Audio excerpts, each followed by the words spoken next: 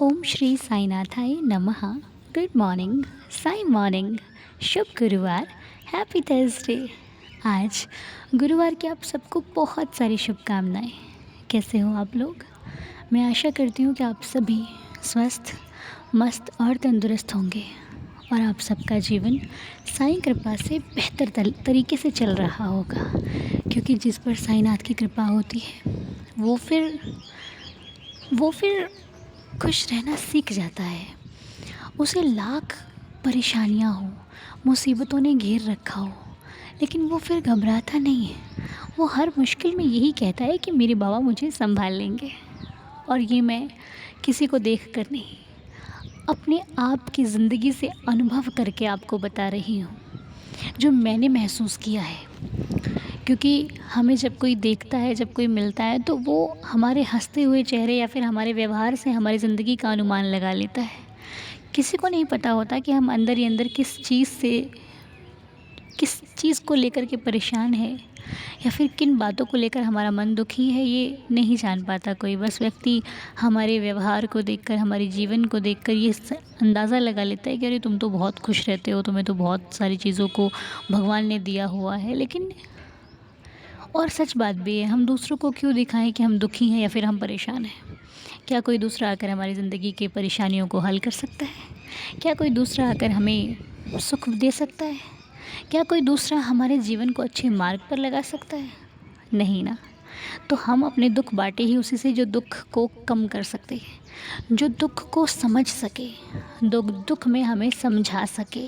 ऐसा सिर्फ आपका भगवान ही हो सकता है, जो आपके दुख में आपका साथी बनकर, आपका सहारा बनकर आपकी मदद करे। क्योंकि दुख सुनने वाले बहुत होते हैं, बहुत मिल जाएंगे आपको दुख सुनाने वाले या फिर सुनने वाले, पर दुख बांटने वाला जल्दी नहीं मिलता। और जिनकी लाइफ में ऐसा कोई व्यक्ति है जो उनके दुख सुख में उनके साथ खड़ा रहता हो, तो आप बहुत संभाल कर रखिएगा, क्योंकि वो फरिश्ते होते हैं जो दुख सुख में हमारे साथी बनकर हमें हिम्मत देते हैं। वरना आज के समय में इतना सच्चा साथी शायद किसी के पास नहीं है, जो किसी के दुख में उसके साथ था, है और हमेशा रहे। इसीलिए प्रेजेंट में चलिए, जो होगा बाबा मालिक हैं, अच्छा ही देंगे, अच्छा ही करेंगे।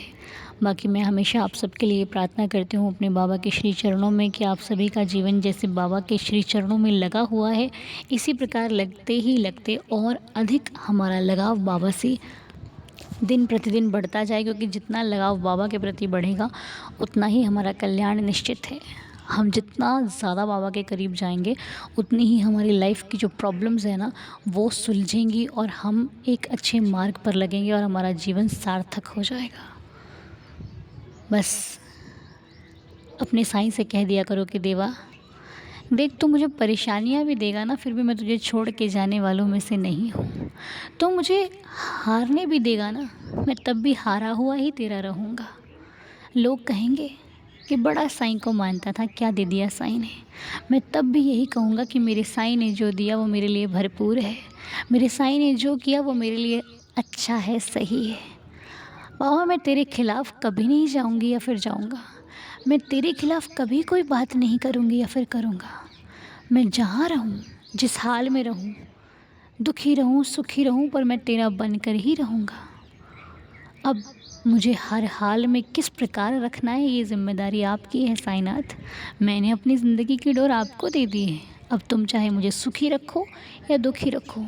और इतना तो मैं भी जानती हूँ कि मेरे चेहरे पे आंसू की एक बूंद भी तुम्हें पसंद नहीं है। मुझे रोता हुआ देखकर सबसे पहले मेरा साईं रोता है।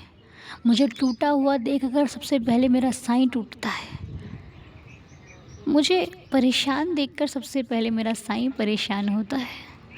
क्या हुआ कि वो दिखता नहीं, वो कहता नहीं, वो बताता नहीं है, पर महसूस करना भी एक बहुत बड़ा भाव होता है। मैं महसूस करती हूँ साईं कि तुम मेरी परेशानियों के भागीदार हो। तुम मेरी परेशानियों को आधा खुद पर ले लेते हो। मेरे दुख को अपने ऊपर लेकर मेरे दुख कम कर देते हो। मुझे सुख ही सुख देना चाहते हो, पर मेरे कर्मा ही मुझे हर एक चीज़ को मुझे भोगना पड़ता है, मुझे करना पड़ता है। बाबा मैं निराश नहीं हूँ, बस इतनी हिम्मत देना कि जो मैंने किया हो उसको, उस परिणाम को भुगतने के लिए मैं हमेशा तैयार रहूँ। मैंने अगर गलत किया हो तो मैं गलत को सहन करके अपनी ज़िंदगी को अच्छे मार्ग पर लगा सकूँ। मैंने अगर किसी को दुःख दिया हो तो वो दुःख जब मुझे वापस मिले तो मैं उसे सँभाल कर उसे सहन कर सकूँ। इतनी कृपा दृष्टि बनाए रखिएगा। मैं कभी भी आपसे ये शिकायत ना करूँ कि साईं क्या दिया मुझे। मैं हमेशा यही कहूँ कि प्रभु जो दिया वो आपने बहुत अच्छा दिया, क्योंकि मेरे मन में आप बैठे हो, यहाँ पे आप विराजमान हो, और मेरी वाणी से वही निकले जो आपको पसंद हो। मेरी वाणी से कभी किसी को ऐसे वचन ना निकले जो किसी के हृदय में उसे चोट पहुँचाए। मैं जो भी कहूँ अच्छा कहूँ, साफ कहूँ, सच्चा कहूँ। कभी भी किसी की बातों में आकर मैं किसी के प्रति कोई गलत भाव ना रखूँ, किसी को कुछ गलत ना कहूँ, किसी के बारे में गलत ना सोचूँ, ना किसी की गलत भावनाओं में आकर मैं कोई गलत कदम उठाऊँ। ऐसा कभी मत करने देना साईं, मुझे कभी मत करने देना। और हृदय से बताती हूँ एक बात कि जब आप भगवान से जुड़ते हो ना, तो आपको सही गलत का निर्णय करना भगवान सिखाते हैं। वो गलत चीज़ को आपके मन में डाल देते हैं कि ये गलत है, इस रास्ते पर मत जा। वो संकेत देते हैं, वो समझाते हैं, लेकिन हम ही ना समझें तो गलती उनकी नहीं, हमारी है। क्योंकि भगवान आपके मन में ऐसा भाव डालते हैं कि इस चीज़ को छोड़ दे। अब इंसान क्या है, अपने मन के वश में होता है ना, छोड़ नहीं पाता। जैसा जैसा मन कहता है वैसा वैसा करता जाता है। और इस मन को वश में लाने का तरीका भी भगवान का नाम है।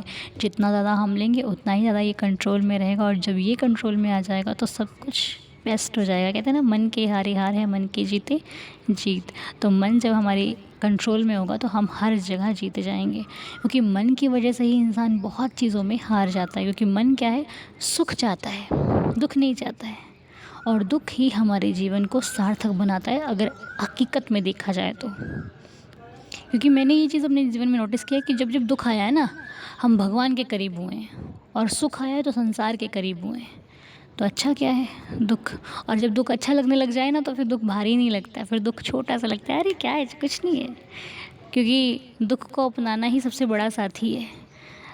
दुख झेलना सीख जाएंगे तो परेशानी नहीं आएगी। सुख की आदत डाल लेंगे तो फिर दुख बहुत बड़ा लगेगा, ऐसा लगेगा पता नहीं ज़िंदगी जी नहीं पा रहे हैं। इसलिए कोशिश कीजिए कि हर हाल में अपने आप को स्थिर रखने की। मैं ये नहीं कहती दुख को मनाओ कि दुख आए, नहीं। मैं ये कहती हूँ कि हर हाल में अपने आप को स्ट्रॉन्ग बनाओ, ताकि दुख भी आपको दुख ना लगे। और सुख तो हर व्यक्ति को भोगना आता है। सुख में है ही क्या है, खुशी होती है, खुशी तो सबको अच्छी लगती है। और आज गुरुवार है, लेकिन आज हम लोग संकेत नहीं देखेंगे, आज हम लोग बाबा की लीला सुनेंगे।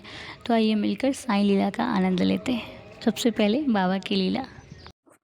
ओम साई राम अनुदी, ओम साई राम मेरी पूरी साईदीदार फैमिली को। मेरा नाम अंजलि है और मैं यूपी से हूँ।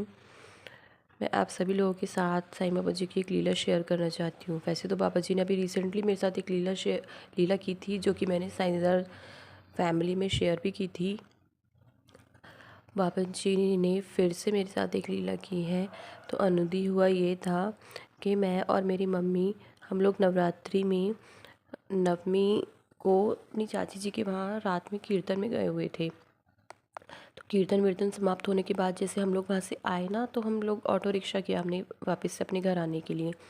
तो जैसे ही मेरी मम्मी ऑटो रिक्शा में बैठी ना, उन्होंने अचानक से अपने कान पर ना हाथ लगा के चेक किया, तो उनका एक कान का गोल्ड का इयररिंग गायब था। तो मेरी मम्मी बहुत टेंशन में आ गई। फिर हम लोगों ने वहीं से ही चाची जी के घर पे फ़ोन किया। हमने बोला कि अरे ऐसे ऐसे गोल्ड का इयररिंग्स था। मम्मी का वहाँ पे तो नहीं रह गया, प्लीज़ आप लोग सही से चेक कर लो। वहीं पे हमारी ताई जी का भी घर है, तो हमने वहाँ पे बोला, क्योंकि हम लोग वहाँ भी गए थे ना, हमने सोचा कभी वहाँ गिर गया हो, तो वहाँ पर भी नहीं था। सब लोगों ने ढूंढा गोल्ड का इयररिंग्स, बहुत देर हो गई। आप लोगों को तो पता ही है ना, गोल्ड के भाव अभी कितने बढ़ गए हैं। हम लोग वहाँ से 9:30 बजे वापस आ रहे थे अनुदय, आपको पता है। और हमें वो गोल्ड का इयररिंग्स ढूंढते ढूंढते ना कम से कम 10 बज चुका था। वहीं पर ही, रोड पर ही, आसपास देखा, घर पे देखा, मंदिर में देखा, रोड पर देखा, कहीं भी नहीं मिला। और मेरी मम्मी बहुत टेंशन में थी। फिर मैंने अपने मन ही मन में अपने साईं बाबा जी से प्रार्थना की कि प्लीज़ मेरे साईं बाबा जी, सब लोग बहुत परेशान हो रहे हैं, मेरी मम्मी जी बहुत परेशान हो रही हैं, आप मेरी मम्मी के कान का ये इयररिंग्स दिलवा दीजिए प्लीज़। मैं ये लीला जो है अपनी साईं दीदार फैमिली के साथ शेयर करूँगी। अनुदी आपको पता है बहुत ढूंढा तब भी नहीं मिला। फिर मुझे लगा कि बाबा क्या हुआ, बाबा मुझसे नाराज़ तो नहीं है, जो बाबा से प्रार्थना करने के बाद भी इयररिंग नहीं मिला। उसके बाद हम लोग घर में आ गए, बहुत ज़्यादा हम डिसअपॉइंट थे। मम्मी भी रोने लग गई थी कि पता नहीं कैसे कैसे खो गया, क्योंकि सोना आपको पता है खोना अच्छा नहीं होता ना। उसके बाद पता है आपको क्या हुआ, फिर मैं भी सोचने लगी रात में, बाबा मैंने तो आपसे प्रार्थना की थी फिर भी इयररिंग नहीं मिला। क्योंकि हम लोगों को ये पता था ना, क्योंकि मम्मी दोनों कानों में इयररिंग पहन के गई थी, तो वहीं भी गिर गया होगा ना। और मैं सोचते सोचते ही सो गई कि बाबा क्या हुआ, मैंने प्रार्थना की तब भी इयररिंग नहीं मिला। फिर मैं ऐसे ही बहुत ज़्यादा निराश होकर ना अनुदी सो गई। फिर पता है आप लोगों को क्या हुआ, नेक्स्ट डे जब मैं उठी ना, तो घर में जैसे झाड़ू सफाई करते हैं, तो मैं झाड़ू लगा रही थी, तो वो कान का इयररिंग ना हमारे बेड के नीचे मिला। और आप ये चमत्कार देखो कि जब मेरी मम्मी दोनों इयररिंग्स मेरी चाची जी के घर कीर्तन में पहन के गई थी और एक वहाँ पे गायब हुआ था, तो कैसे वो बेड के नीचे आ गया। फिर मैंने अपनी मम्मी को बुलाया, मैंने कहा मम्मी इधर आओ। मम्मी बोली क्या हुआ। मैंने कहा वो इयररिंग्स जो आपके पास एक था, एक तो खो गया, जो एक था आपने वो भी संभाल के नहीं रखा। तो मम्मी कह रही नहीं मैंने अलमारी में रखा तो है। तो मैंने कहा अच्छा वो निकाल के दिखाओ। तो मम्मी कह रही ले देख ये है अलमारी में, एक ही तो रखा है। मैंने कहाँ गिराया है। तो अनुदी आप यकीन नहीं मानोगी, तो मैंने बोला मम्मी लो दूसरा ये रहा बेड के नीचे। तो मेरी मम्मी हैरान रह गई कि ये कैसे हुआ, मैं तो दोनों वहाँ पहन के गई थी और वहीं गायब हुआ, तो ये यहाँ कैसे मिला। तो मैंने कहा मम्मी जी ये साईं बाबा जी की लीला है, ऐसी ही होती है। तो बस हमारे साईं बाबा जी ने हमारे साथ ये लीला करी, ऐसा चमत्कार किया। मेरे से मेरी लीला शेयर करने में कोई भी गलती हो गई हो ना, तो अनुदी और पूरी साइंसदार फैमिली मेरे को माफ़ कर देना प्लीज़। बस साईं बाबा जी ऐसे ही मैं चाहती हूँ कि साईं बाबा जी सबके साथ ऐसे ही चमत्कार करते रहें, सबके साथ ऐसे ही लीलाएं करते रहें और सबके साथ, और मेरे साईं बाबा जी सबकी ऐसे ही मनोकामनाएं पूरी करते रहें और अपना आशीर्वाद अपने सभी भक्तों पर सभी पर बनाए रखें बस। Thank you. ये थी मेरी लीला। ओम साई राम, जय जय साई राम। अंजलि जी, बहुत ही सुंदर लीला। सही कहा आपने अपनी मम्मा को कि बाबा की लीला ऐसी ही होती है। जब बिल्कुल कुछ समझ में नहीं आता ना, साईं उस वक्त ही बहुत कुछ समझाते हैं। जो समझ जाए वो उनका भक्त, जो ना समझे वो धीरे धीरे बन जाएगा। तो बहुत ही सुंदर आपकी लीला जो आपने हमारे सबके साथ शेयर करी। साईं कृपा करें आपके जीवन में ऐसे ही खुशियाँ आती रहें और खूब खूब खूब आप बाबा की भक्ति में मगन रहो, बाबा के नाम में मगन रहो। मेरी बाबा से यही प्रार्थना है। थैंक यू सो मच इतनी प्यारी लीला शेयर करने के लिए। अभी हम एक लीला और सुनेंगे, तो आइए मिलकर साईं बाबा की दूसरी लीला का भी आनंद लेते हैं। ओम साई राम बाबा, ओम साई राम अनु दीदी, ओम साई राम साईं दीदार परिवार को मेरी तरफ से मैं अपनी एक लीला शेयर कर रही हूँ। मेरा नाम सीमा है, मैं लखनऊ में रहती हूँ। 9 मार्च से मेरी बेटी के एग्ज़ाम थे। 12 मार्च को मेरी बेटी को बहुत तेज़ से बुखार आ गया था। मेरी बेटी का नाम नैना है, 4th क्लास में पढ़ती है।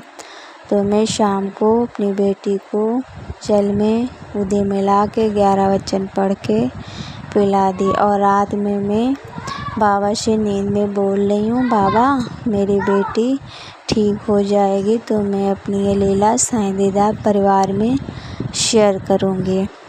और मेरी बेटी ठीक हो गई, अच्छे से सारे एग्ज़ाम दी, फर्स्ट आई।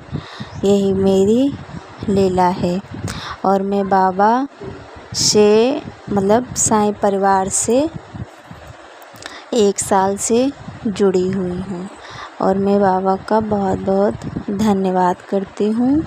मेरी बेटी ठीक हो गई। और अनु दीदी आपका घर बन रहा है, अच्छे से आपका घर बन जाए और आप लोग उस घर में पूरा परिवार गृह प्रवेश कीजिए। यही मेरी बाबा के श्री चरणों में प्रार्थना है। और लीला बोलने में अगर हमसे कोई गलती हुई हो तो मैं हाथ जोड़ के आप लोगों से माफ़ी मांगती हूँ, मुझे आप लोग माफ़ कर दीजिएगा। और मैं अपने घर के मंदिर में बैठ के अपनी ये लीला शेयर कर रही हूँ, क्योंकि मैंने 2-3 बार लीला बोली, रिकॉर्ड की, समझ में नहीं आ रही, कुछ ना कुछ गलती हो जा रही थी, इसलिए मैं डिलीट करके मैं अब मंदिर में बैठ के अपनी लीला शेयर कर रही हूँ। और मेरा परिवार बहुत ही अच्छा है, सदा मेरा परिवार खुश रहे, यही मेरे बाबा के श्री चरणों में प्रार्थना है।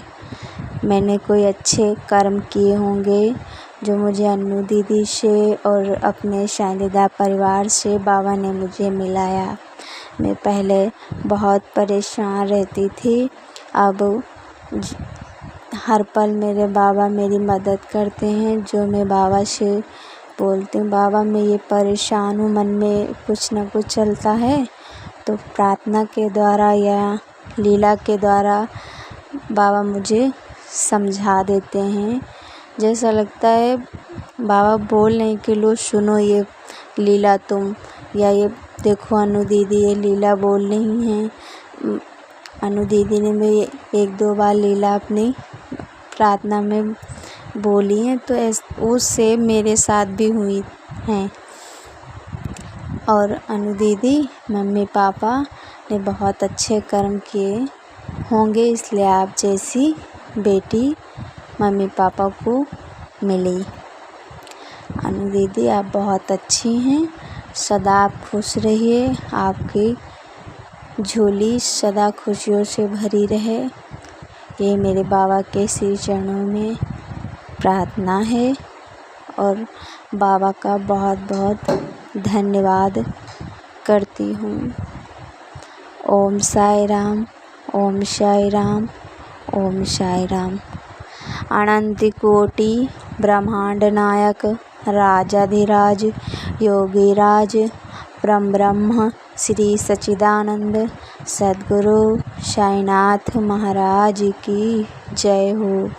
मेरे बाबा के गुरुदेव की जय हो। अनु दीदी ओम साई राम। साईं परिवार ओम साई राम, ओम साई राम। सीमा जी बहुत बहुत धन्यवाद। पुण्य तो मैंने किए होंगे, कुछ कर्म मेरे अच्छे होंगे जो मुझे ऐसा परिवार मिला, जिसे पाकर मैं हर दिन भगवान का शुक्र करती हूँ कि किसी को मांगने से भी नहीं मिलता, और मुझे बिना मांगे साईं ने इतना अच्छा परिवार दिया, इतने अच्छे लोग जीवन में दिए, बहुत कुछ दिया साईं बाबा ने। जिसे खुद ईश्वर मिल जाए उसके जीवन की तो क्या ही बात करनी ना। और हम सबको बाबा मिल चुके हैं, सच बोल रही हूँ, हम सबके जीवन में साईं है। अब सबका भाव अलग अलग है, सबका पूजन करने का तरीका अलग अलग है, सबका आराधने और बुलाने का तरीका भी अलग अलग है। कोई एक भाव से नहीं बुलाता, सबका अलग अलग भाव है। कोई बाबा से बेइंतहा प्यार करता है, कोई बाबा के सामने बोल ही नहीं पाता, कोई इतना बोलता है कि चुप ही नहीं करता।